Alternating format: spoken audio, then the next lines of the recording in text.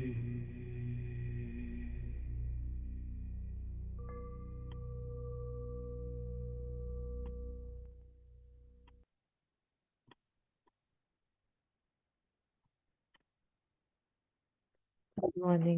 morning and good evening. Thank you, Tataji, for joining in on time. Yeah. We'll continue from yesterday. And as we know, we are reading the compilation Looking from Within, compiled by Dr. S Dalal. And of course, it has, text, words of Mother and Sri Aurobindo, which we are reading. So invoking Mother and Sri Aurobindo's grace and presence as we begin again today going through these words.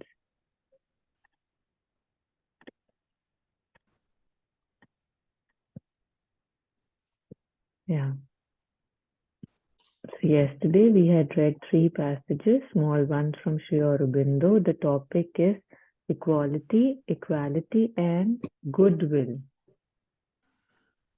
So today we have to read this one, always be kind. This is from the Mother. And if you can read, great. Otherwise, I'll go ahead.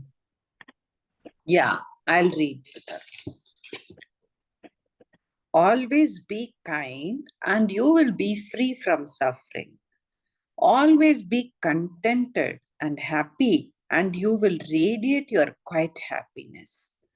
It is particularly noticeable that all the digestive functions are extremely sensitive to an attitude that is critical, bitter, full of ill will, to a sore judgment.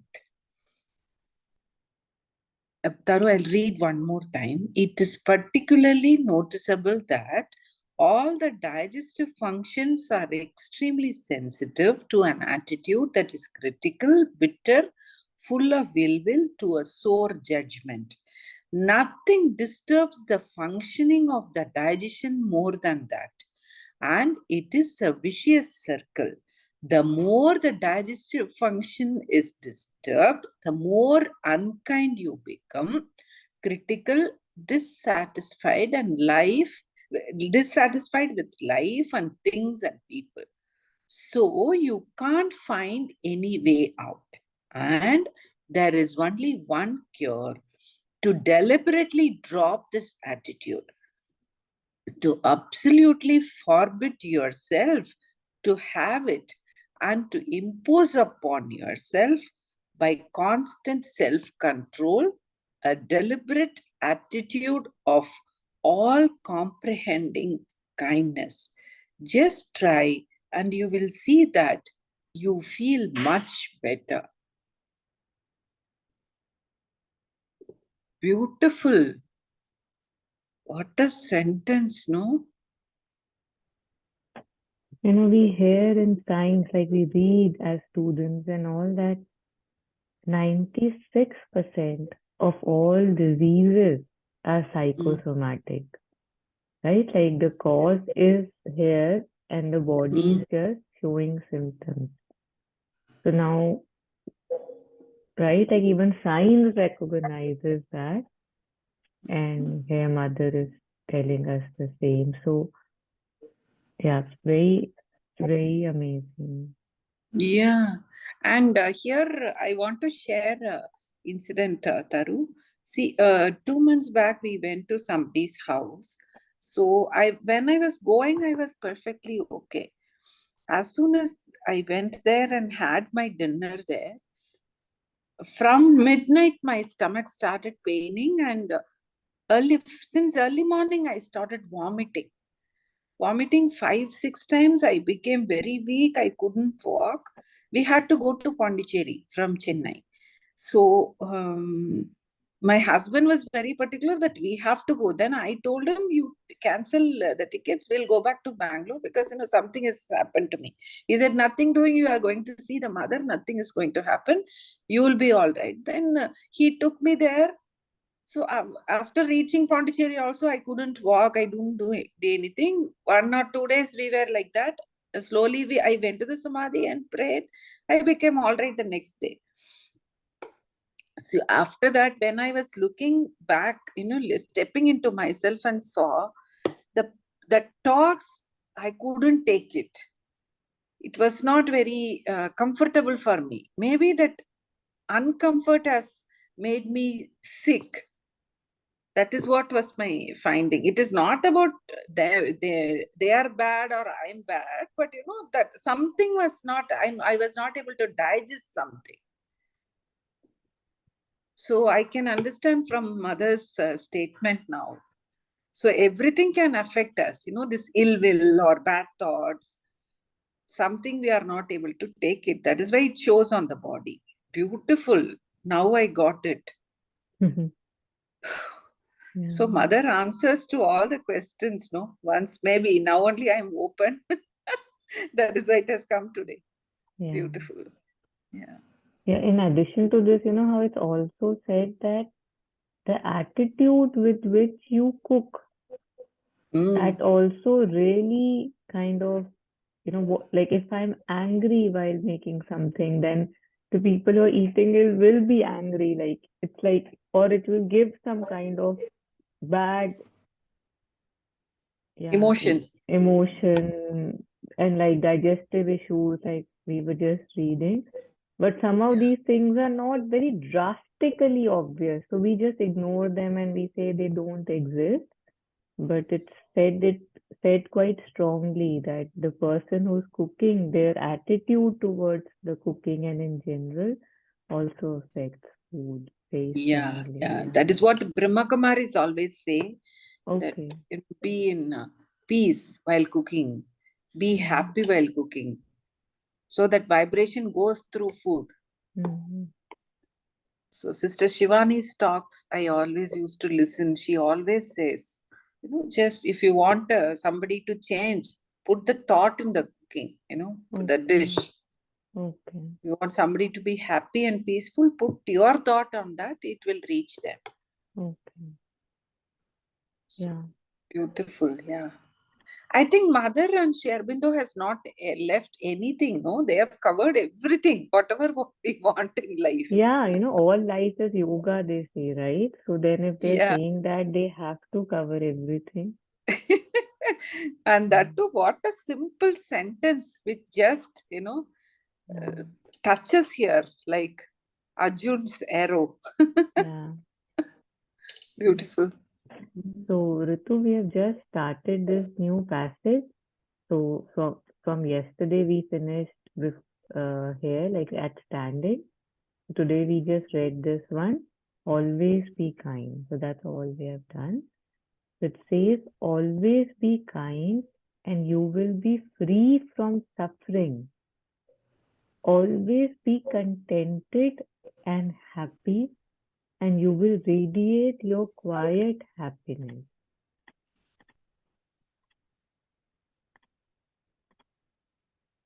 Usually, when we are kind, lots of time we also have agendas with that, right? But being kind, for the sake of kindness, I don't know where we read. I think in a sunlit path there was a passage that be good for the sake of being good, like for no other reason, for no other gain. So always be kind and you will be free from suffering. Always be contented and happy, and you will radiate your quiet happiness. It is particularly noticeable, just to elaborate on this, Mother is saying that it's noticeable that all the digestive functions are extremely sensitive to an attitude that is critical, bitter, full of ill will, to a sour judgment. Nothing disturbs the functioning of the digestion more than that, and it is a vicious circle. The more the digestive function is disturbed, the more unkind you become. This is the revelation to me. I mean, the first part, I was aware, and yet how it's even opposite, that the more the digestive function is disturbed, The more unkind you become, critical, dissatisfied with life and things and people. So, in general, when people are not well, we notice that they become more irritable, they are a little bit less kind, they're more critical. So, this is the reason that the more digestive function, especially if it's disturbed, the more unkind you become. So, you can't find any way out, and there is only one cure to deliberately drop this attitude, to absolutely forbid yourself to have it, and impose upon yourself by constant self control a deliberate attitude of all comprehending kindness. So if it's not coming naturally, right? Like if it's not where you are. So mother is saying to impose upon yourself by constant self control a deliberate attitude of all comprehending kindness. Just try and you will see that you feel much better. Beautiful.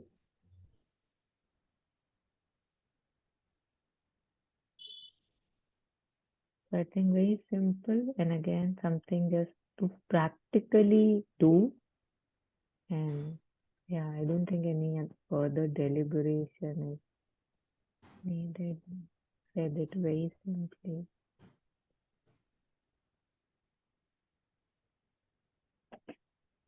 If there's anything, kindly unmute and share. Otherwise, we'll go ahead. So the next passage is from Sri Aurobindo. If anybody wants to read it, please do.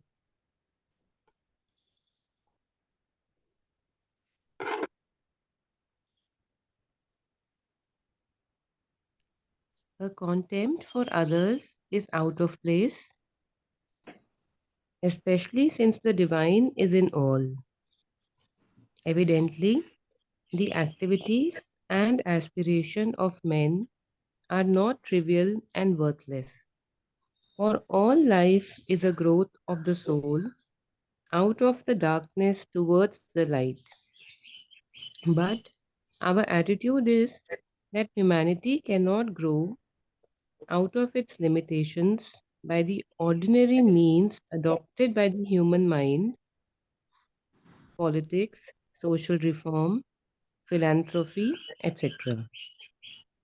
These can only be temporary or local palliatives.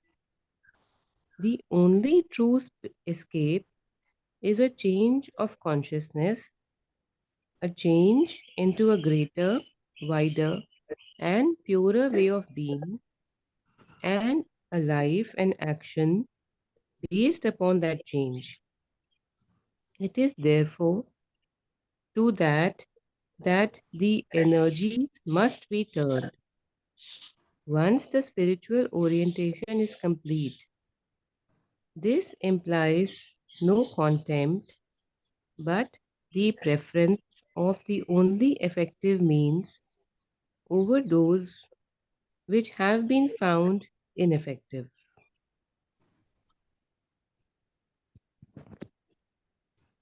Yeah, so I think again very similar to what we had read yesterday about invoking the higher consciousness. So contempt, right? When we feel the others are not right. The others could be people, situation, countries, decisions other than my own. So contempt for others is out of place, especially since the divine is in all. So when I'm judging the divine, right? There is a reason, there is a journey for everyone. And yet, it's almost natural for me to think that what I am thinking is right.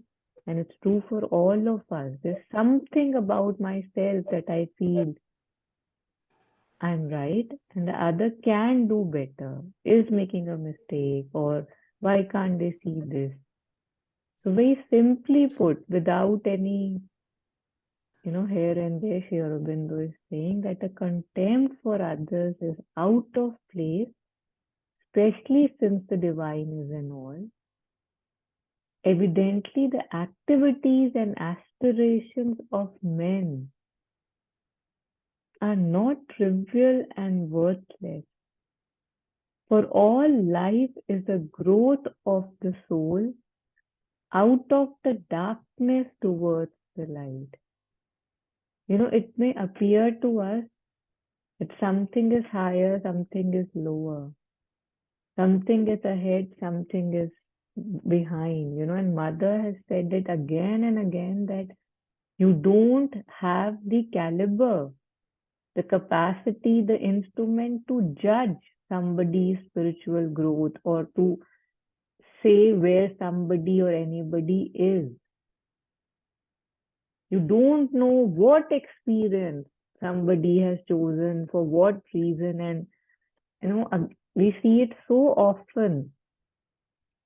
Even I am these days reading a book.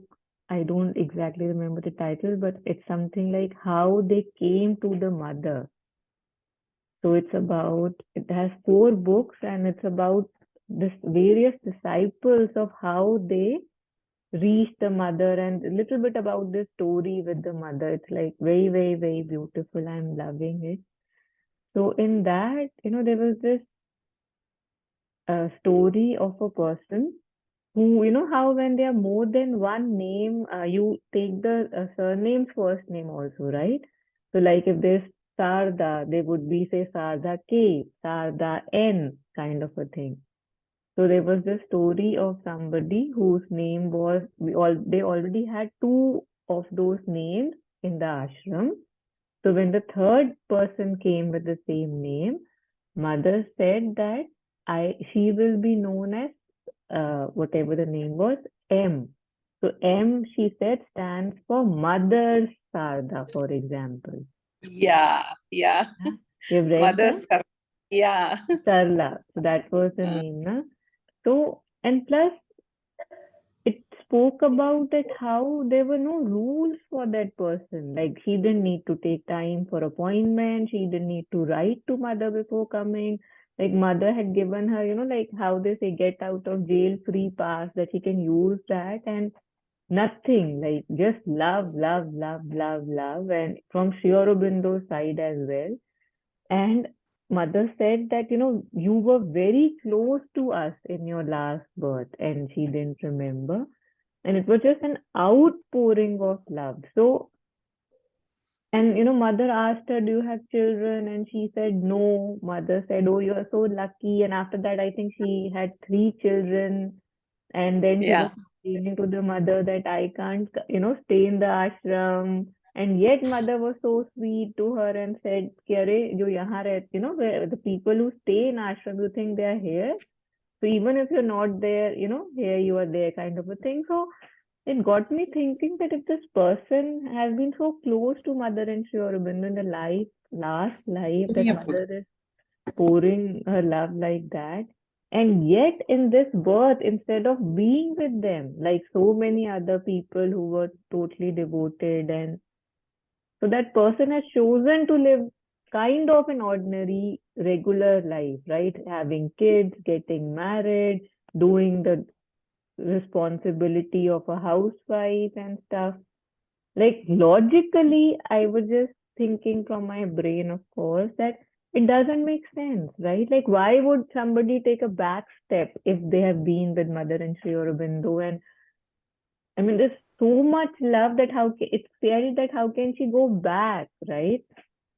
But again, it's like my thinking is so limited, right? I feel this is good, this is bad. Staying in the ashram is higher, staying somewhere else is lower.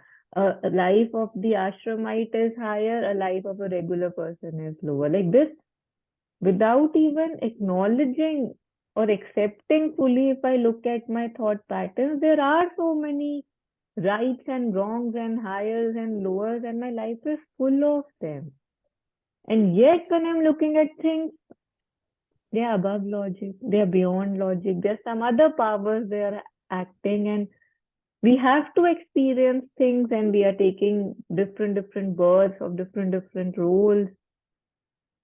So it's very fascinating, and it just pushes me again and again to, drop these judgments when I see them, because I do keep seeing them.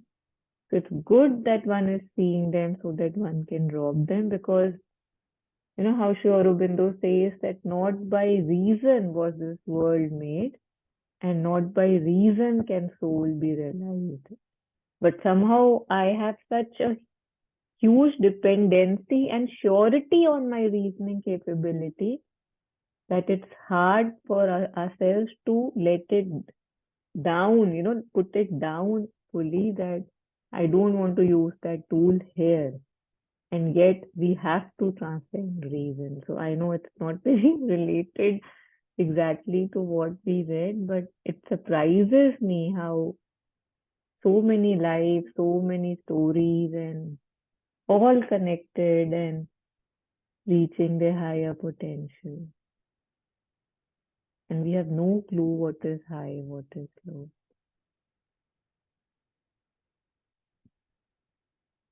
So evidently, the activities and aspiration of men are not trivial and worthless.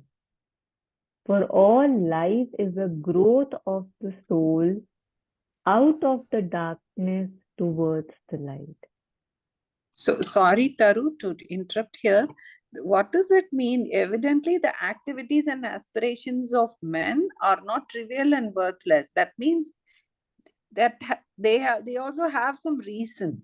That is why Yeah, they are like that. Okay, yeah, yeah. that way. So it's like, it's a lot of times it happens with us. We look at people engaging in something, and we might be like, where are they stuck? Why don't they just, I don't see the higher side, or take the easier path? Why are they stuck like this? Or what are they doing with their lives? Those thoughts visit us, right? Oh, So, okay. so I think on that also, that the activities and aspiration, like I might say that, okay, my aspiration is higher, right? And Mm. obviously, what I'm doing, I will try to choose the higher, and that would be the higher for me. But how can I know or judge that what is higher for somebody? Beautiful, Taru. So I just want to share one more thing. Sorry for, No, no, uh, please. so today morning we got a message. We have a satsang group, we were attending satsangs. So in that group, that teacher, he always insists to do bhajans and nama sankirtan every Sundays. He will have some bhajans at home, but it's we will not go always. So today he sent a beautiful message saying why one should attend satsang. It increases your devotion, and it gives you peace and inner growth. One, two, three big paragraphs he has written, because a lot of people are not coming forward to attend the bhajans. So I was telling Meera, I don't know, it is his bhakti, he's asking everyone to come. But it is not my bhakti to go and sing like that and be part of the satsang. It is not something higher or lower. It is his journey and our journey is different. But unfortunately, nobody will understand what is our journey. We talk about only, I am talking about this is my way. Hmm. But that does not mean the other is, lower or higher. It is their journey that is different. My journey is different. But how to make them understand, we don't know. But people, how to, they should also understand, if somebody is not interested, let them leave. So I was just thinking, what Yeah. is this? How to handle this? Because I don't want to go. My being is not ready to go and sing and dance. And see, Ramnam is good. I don't say anything wrong about it, but it is good for him. I Mhm. feel like, attending Circle of Harmony at that time, or, my bhakti is different, my path is different, but people are not ready to accept somebody else can also have something. No? Yeah. And why do you want them to accept that? Because, they will mistake us. See, this lady is, not coming, and Yeah. always in relationships, we have this conflict, Yeah. how many ever times I put message, also they are not turning up. Yeah. All these comments will come. Yeah. Meera always says, let them comment, Amma, you don't worry. If you don't want to go, you don't go. Yeah. But, maybe that maturity has not come to me. Let them do whatever they want. Let them comment about me. Just now, it happened. So Yeah. it relates here. Yeah. It is Yeah. very difficult, We have Yeah. to leave it, that's all. Saying is difficult. Yesterday only what we read, right? It's like what we were even discussing. It's again saying the same thing, right? Just read this one that I think the two had read yesterday, or we had discussed it. Yeah. Yeah. I'll read. Yes, please. Yeah. What you should do is to keep your right attitude towards the others and not allow yourself to be upset, beautiful, irritated, or displeased by anything they may say or do. In other words, keep the samatha, the universal goodwill, proper to a sadhaka of yoga. If you do that and still others get upset or displeased, you must not mind, as you will not be responsible for their wrong reaction. So, Taru, I will take a screenshot of this so that I can read. Yeah. Thank you. So Here beautiful. he ends by saying that you will not be responsible for their wrong reaction, right? But when we share these things, like, and each story is us, right? Every story is us. It's not that that's something you are going through. I very strongly believe that if I care that they should feel that I'm doing the right thing, something in me is not convinced that I am doing the right thing. Because if I am convinced totally, I will not care if they think I'm doing the right thing. And I'm not saying this in arrogance, right? That Yeah. if I am looking for some approval or some acceptance from outside, that means there is some disapproval or non acceptance in here. Otherwise, it's not possible that I will want it from outside. Otherwise, the same thing will just bring a smile that yes, it is very good, but I don't want to do it. And if the other can't understand, I can just leave the group. I can just, I don't know, archive it, because a lot of it is happening in my mind and it's not worth it. And the others will never understand. If I can understand, that would be enough. And I've seen that if I understand very fast, the others too take a step back. So the thing mostly is that I have to look within and ask myself, okay, are you sure you believe this is right? And if the answer is yes, that's it. I don't need any more answers, any more approvals. Very simple to just. Beautiful, Taru. Thank you so much for show me that paragraph again. So, Yes, absolutely. Yeah.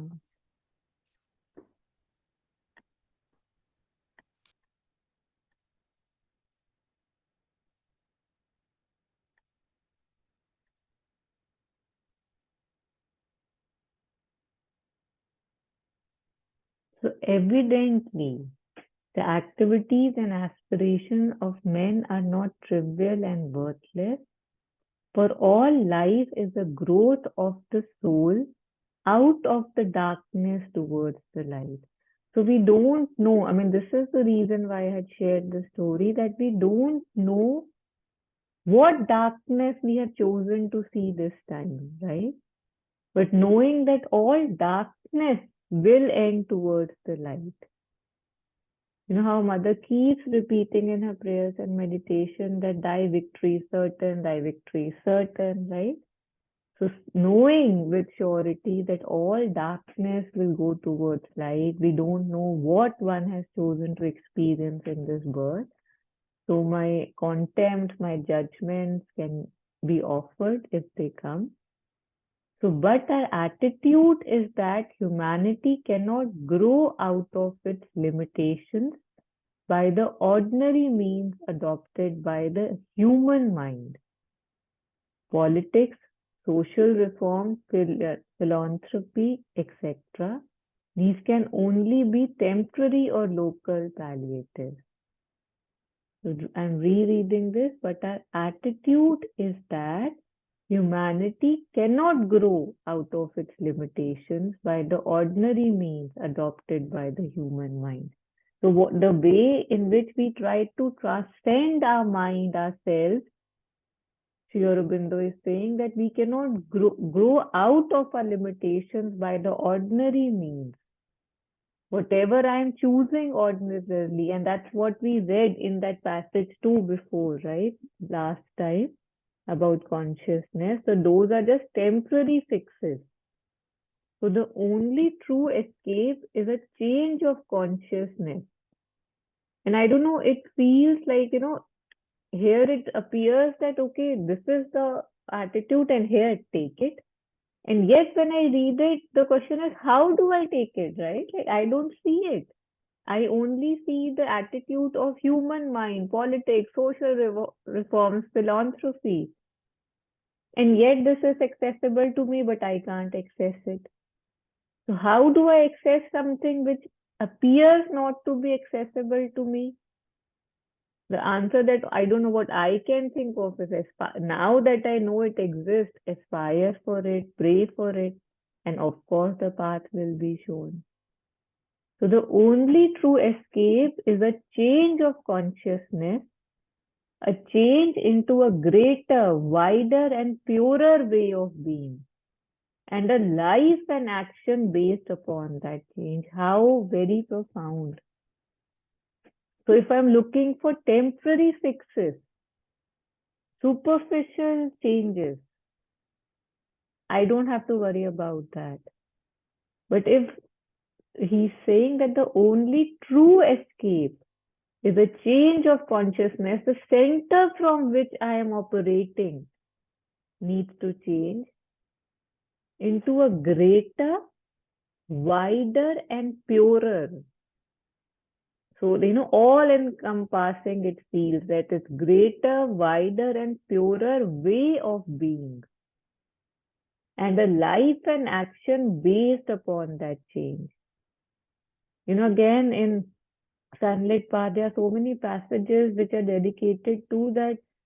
Most of the philanthropic activities, they are coming out of the wrong center, right? They are rather building the ego, and they're not doing the person who's doing it any good. And mother has urged that don't do it.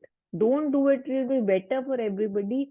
That sounds very contradictory, right? Because it appears that so many people are getting benefited. So even if the person center is not okay, let them still do it. Good is happening. But if that good is coming out of an impurity, I think then that is not that good, right? I remember that this time, when there was this conference of Namaha, aligning the will. In that, there was a speaker, I don't know who it was, who said that when Aurobindo was being built, I think he was specifically talking about Matri Mandir, I don't remember, or Aurobindo in general, how they were short on funds. So there was somebody who said they'll be, and the amount that was needed was like really big. Say, okay, just for the matter of talking right now, let's say it was 10 billion.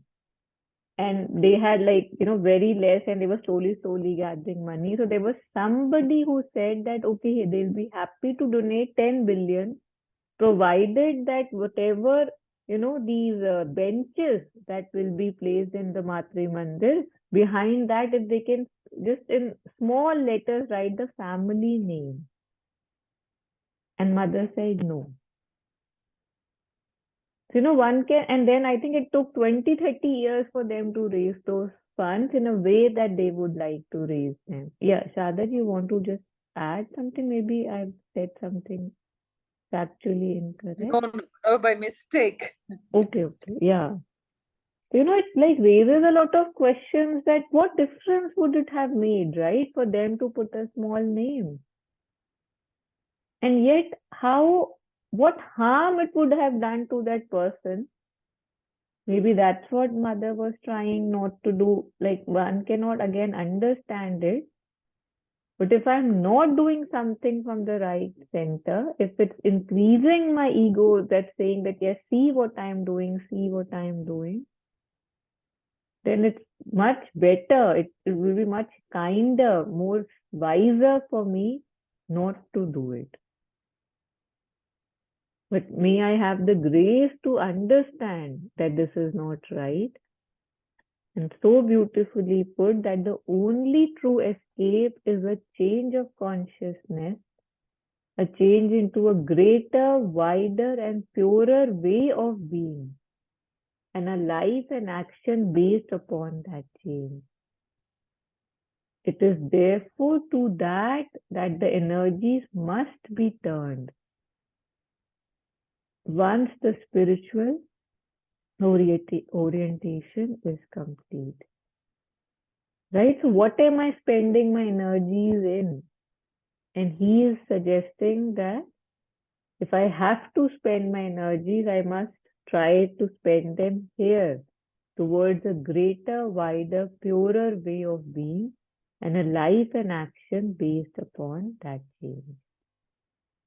This implies no contempt, but the preference of the only effective means over those which have been found ineffective. So, what are the ineffective ones that he had listed before? That those will be ineffective if I'm just using my mind. I don't know why the word politics is there, but yes, Yeah, Aditi. Taru, can you please explain this a bit more? Yeah, which If there, yeah, this last sentence, it is therefore to that the images must be turned, energies must be turned.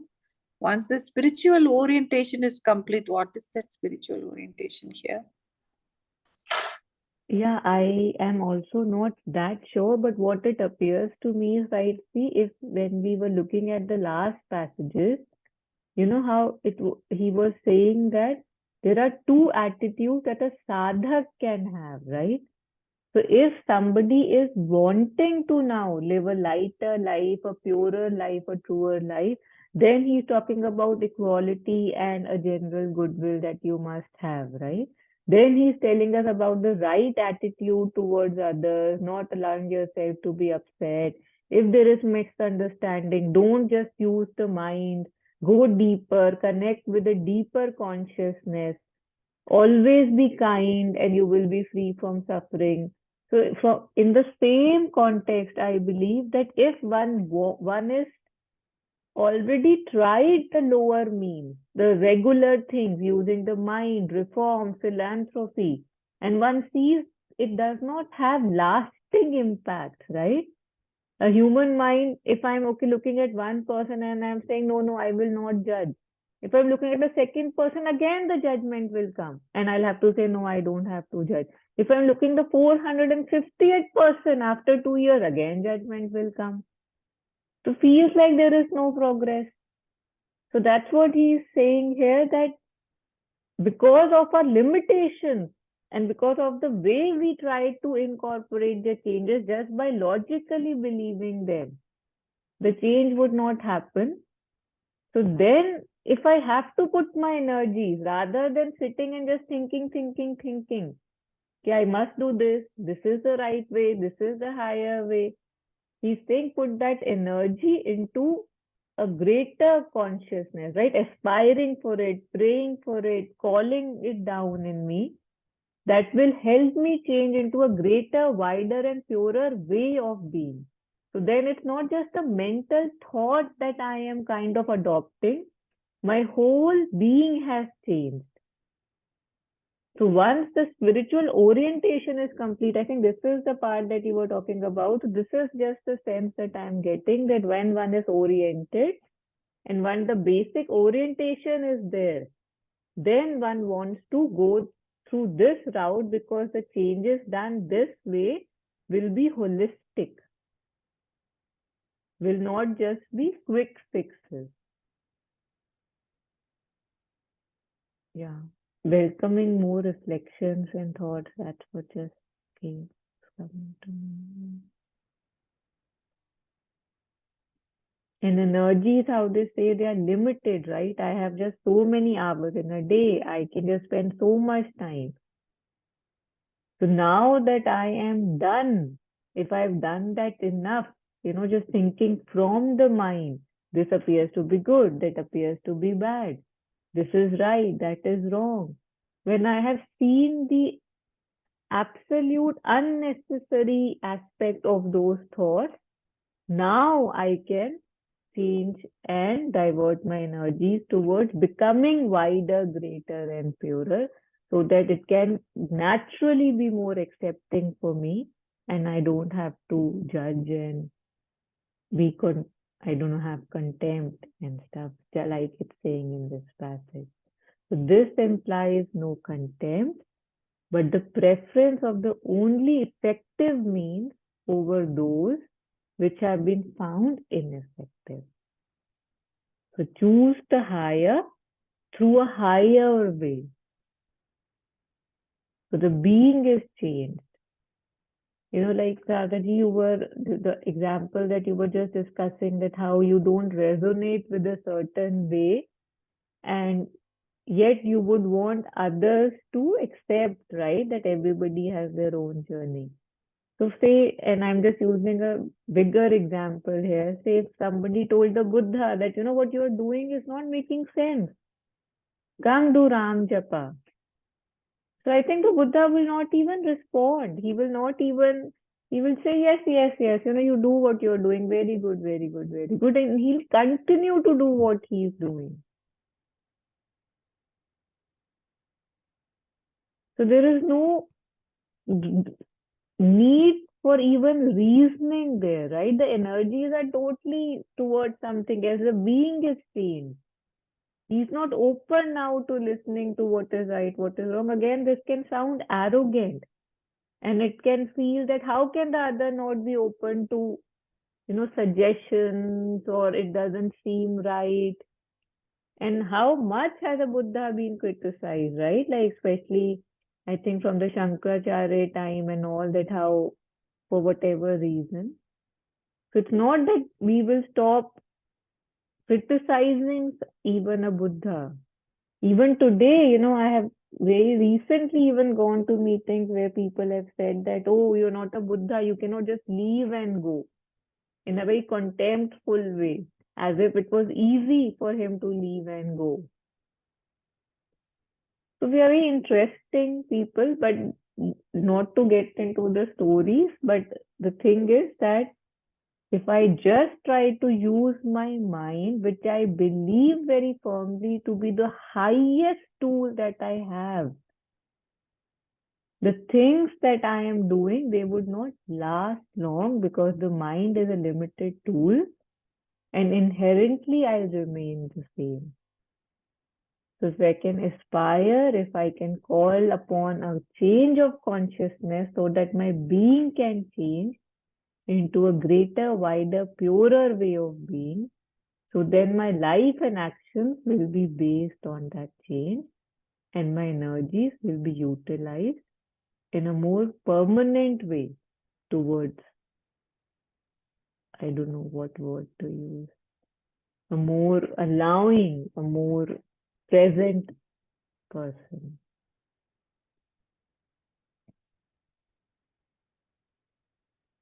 Yeah.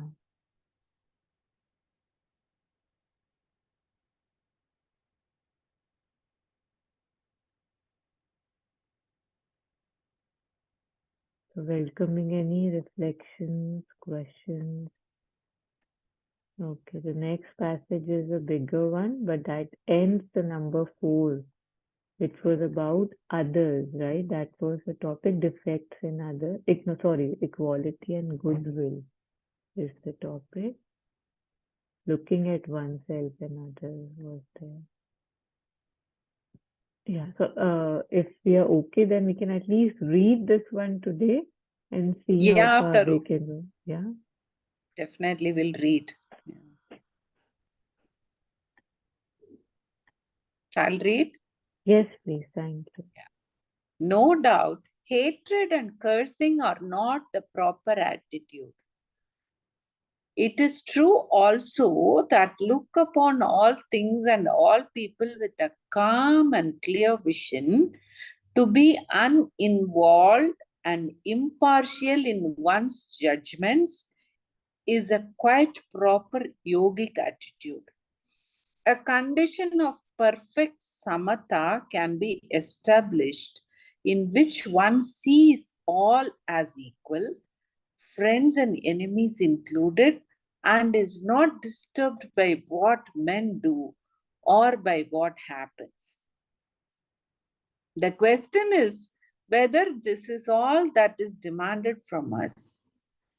If so, then the general attitude will be of a neutral indifference to everything. But the Gita, which strongly insists on a perfect and absolute samatha, goes on to say, fight, destroy the adversary, conquer. If there is no kind of general action wanted, no loyalty to truth as against falsehood, except for one's personal sadhana, no will for the truth to conquer, then samatha of indifference will suffice. But here there is a work to be done, a truth to be established against which immense forces are arranged, invisible forces which can use visible things and persons and actions for their instruments.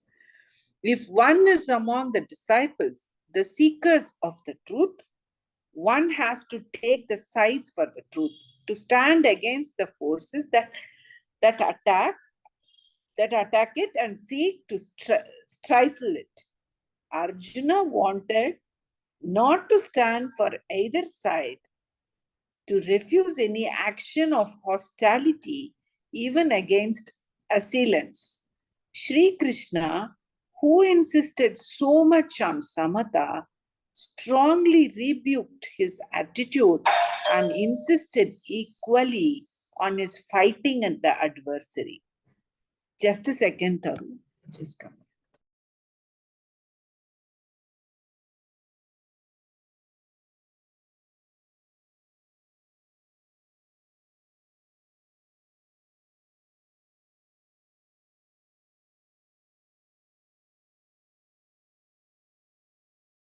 Sorry, Taru, I'll continue. Have samatha, he said, and seeing clearly the truth, fight. Therefore, to take sides with the truth and to refuse to concede anything to the falsehood that attacks, to be unflinchingly loyal and against the hostiles and the attackers is not inconsistent with equality. It is personal and egoistic feeling that has to be thrown away. Hatred and vital ill will have to be rejected. But loyalty and refusal to compromise with the assailants and the hostiles, or to dally with their ideas and demands and say, after all, we can compromise with what they ask from us, or to accept them as companions of our own people, these things have a greater importance. It is spiritual battle, inward and outward. By neutrality and compromise or even passivity, one may allow the enemy forces to pass and crush down the truth and its children. If you look at it from this point, you will see that if the inner spiritual equality is right, The active loyalty and firm taking of sides is as right, and the two cannot be incompatible. Such a big paragraph, and Yeah, I very think it is, interesting. Yeah. yeah, So again, lot of things to develop. challenging our definitions of equality and samta, that how what I perceive samta to be, how it is not, and what I perceive samta to be not, could be the highest samta that highest attitude that I can take up. So we'll just take this a little bit. We have around 7 minutes, and then we'll continue the next later. So here Sri Aurobindo says that no doubt hatred and cursing are not the proper attitude. So we know that, right? Hatred and cursing someone are not the proper attitude.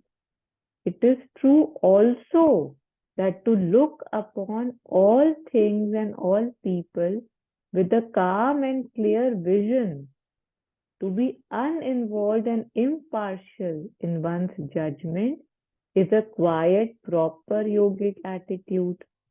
Right? It appears very nice to us that yes, be calm, have a clear vision, be uninvolved, impartial. And yes, that is a yogic attitude. A condition of perfect samta can be established in which one sees all as equal, friends and enemies included, and is not disturbed by what men do or by what happens. So that he's saying is usually, that's what we say samta is, right? But he goes further and he says, the question is whether this is all that is demanded from us. Like for me, say even reaching here seems like, oh God, I don't know whether it will happen in this lifetime. And here he's saying that, but is that all that is demanded from us? So it sounds pretty funny, right? Like then the same thing about mukti, right? Where he says that that is the first step. Liberation is the first step, and then the journey, the sadhana starts. So it's very interesting. This is not all that is demanded from us, is the thing. Just the perfect samta is not what is just demanded. There is more. So if so, so he's saying if this is the only thing that is demanded from us, then the general attitude will be of a neutral indifference to everything, right? So with this attitude of samta, then I should just have an attitude of indifference to everything. But then he's taking the example of the Gita, that but the Gita, which strongly insists on a perfect and absolute samta, goes on to say, fight, destroy the adversary, conquer. But how can you say that, okay, samta is the highest? And if you look at Krishna's life, especially in the stories we see, he's just sitting, playing his basuri, always a big smile on his face, everything is okay. If there is raining, he has picked up a mountain. There's no problem, right? Everything appears to be good, but the same Krishna has said, fight and conquer, right? Destroy and conquer. So how are these two adding up? So if there is no kind of general action wanted, no loyalty to truth as against falsehood, except for one's personal sadhana. I just reread that. My child was shouting and I missed it. So if there is no kind of general action wanted, right? Because it appears that if one is having true samta, there will be that indifference, and it appears that no kind of action is wanted. So if there is no kind of general action wanted, no loyalty to truth as against falsehood, except for one's personal sadhana. No will for the truth to conquer. Then the samta of indifference will suffice. So in what cases is the samta enough? Samta of indifference, which appears to be quite high. So he says that if there is no general action wanted, no loyalty to truth against falsehood. So if I don't care for the truth, I just care for basic peace. Yes, but everything should remain superficially harmonious, right? Truth, I don't have anything to do about, and that's what a lot of mystics talks about, that peace of tamas, tamasic peace that they talk about. It appears like this.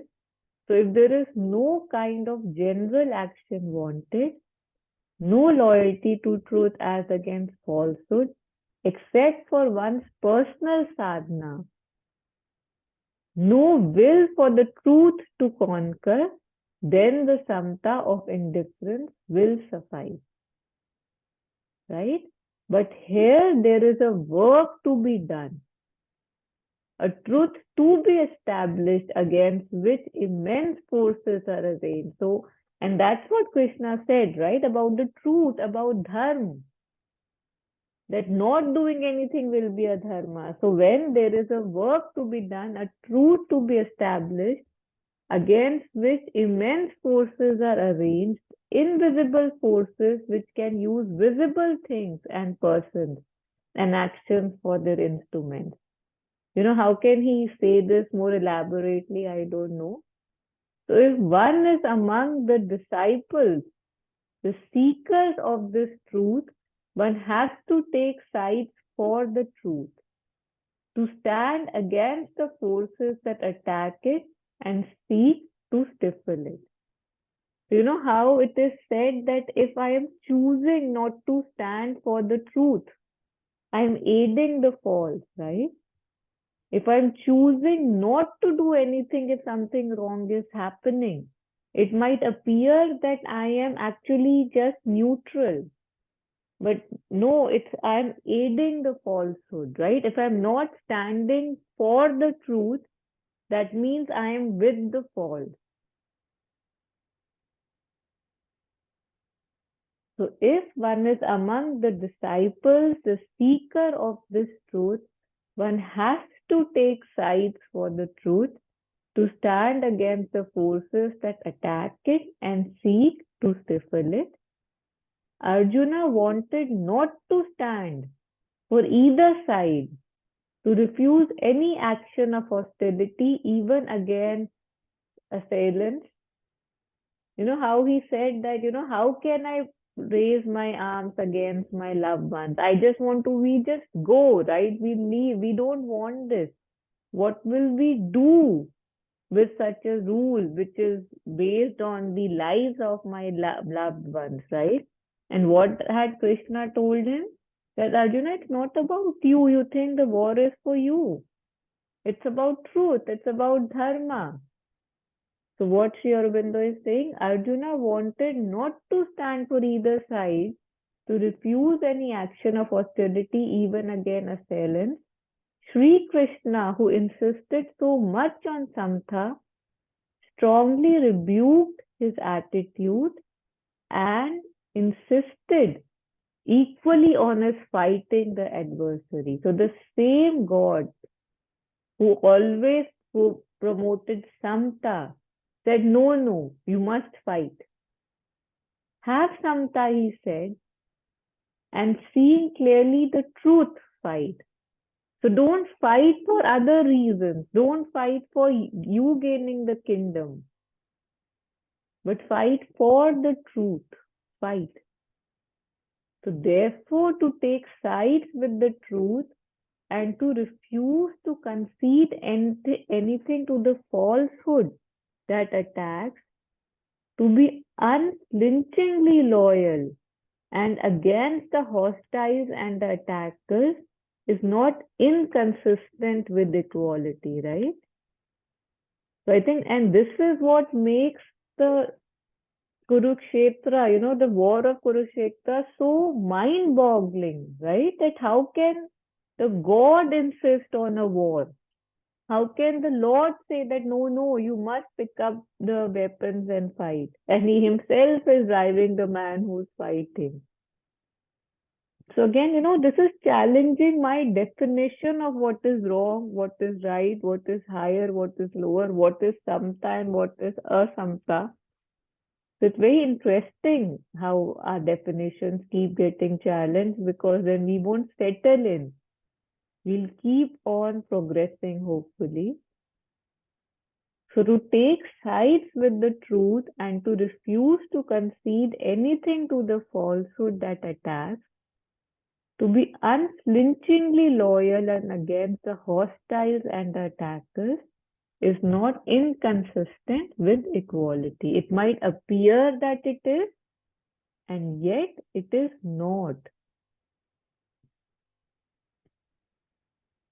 It is personal and egoistic feeling that has to be thrown away. Hatred and vital ill will have to be rejected. So again, if I'm doing things out of my personal egoistic things, those I can offer.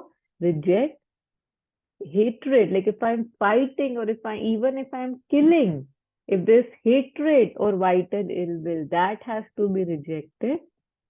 But loyalty and refusal to compromise with the assailants and the hostiles, or to dally with their ideas and demands and say, after all, we can compromise with what they ask from us, or to accept them as companions and our own people. These things have a great importance. It is a spiritual battle inwards and outwards.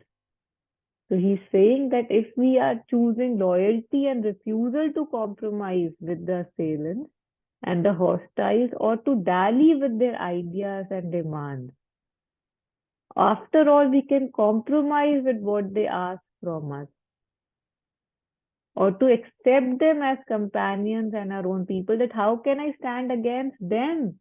They are my own people. So these things have a great importance. It's a spiritual battle inward and outward. By neutrality and compromise, or even passivity, one may allow the enemy forces to pass and crush down the truth and its children. Lot of times when people are referring to, say, Vibhishan, the quotes and the basic things are not very positive. This thing that Ghar ka Bedi Lanka Dhai, that is kind of a sarcastic comment, right? That the person himself, he led to the fall of Lanka. And yet these are the things that make us fall, right? Complying, loyalty, my people, how can I stand against them? How can I say, no, I don't like this, I don't want this, I don't enjoy this anymore. My people do this, my culture does it. But in my doing that, in my standing for my people, Sri Aurobindo is saying that that will crush down the truth and its children. If I'm not choosing truth actively, I'm aiding the false. Do I see that? So if you look at it from this point, you will see that if the inner spiritual equality is right, the active loyalty and firm taking of sides is as right. And the two cannot be incompatible. So again, talking about samta and asamta, right and wrong. So you will see that the inner spiritual equality, if it's right, if I'm from inside connected deeply to spirituality and truth, so then actively, my active loyalty and choosing actively the truth firmly is also right. It might seem that I am not being equanimous, but I cannot be more equanimous if I stand with the truth. It doesn't mean I have to stand with a mutual, just an indifference, how it started. So if I'm indifferent, I'm aiding the fall. So yeah, very, very strongly worded and very beautifully said. And so we did go over time, but I thought it was good. And yeah, so if we want, we can take it up again next time, but I feel we have covered it okay. But welcoming any reflections or questions before we end. So this we have completed, and next time we'll do dealing with others. But yeah, just giving a pause for any reflection.